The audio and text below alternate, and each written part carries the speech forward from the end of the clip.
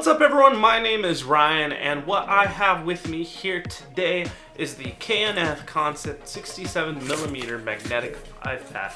Now this is a magnetic filter kit that is designed for photographers and videographers who want to switch filters quickly without having to screw them on every single time. Now this particular kit usually comes in at around $110 to $130 depending on where you buy it, which is actually a really solid price for the full magnetic filter setup that you're gonna get. Now inside the pack you'll get a CPL filter, a variable ND filter, a black diffusion filter, a magnetic adapter ring, and a magnetic lens cap. Now the cool thing about this system is once when you screw the adapter ring onto your lens, every filter just snaps on magnetically, which will make switching filters incredibly fast and easy when you're out there shooting. Now, a quick disclaimer, I have been using these filters for a few weeks now, and the filters themselves work really well. However, I will say the magnetic strength can be what I will say is a little iffy in certain situations. For example, if you leave a filter on, like the black diffusion filter, snap that on with the magnetic ring, and then put the lens cap on, when you remove the cap, there's a good chance that both the filter and lens cap will come off together, and then you'll need to pull them apart, playing a little bit of a game of tug-of-war.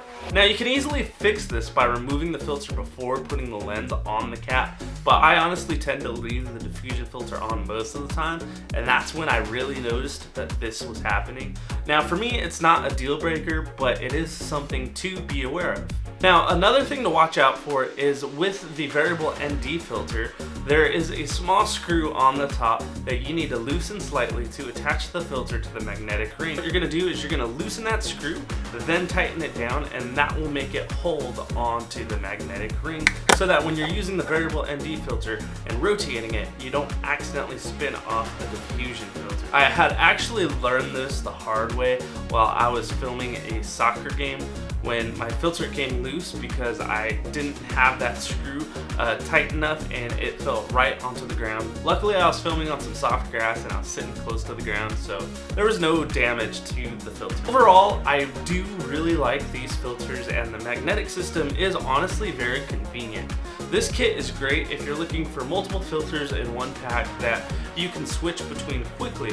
However, if you're planning on just using one filter most of the time, you might actually be better off going with a traditional screw-on filter, mainly because that lens cap magnet issue that I mentioned earlier.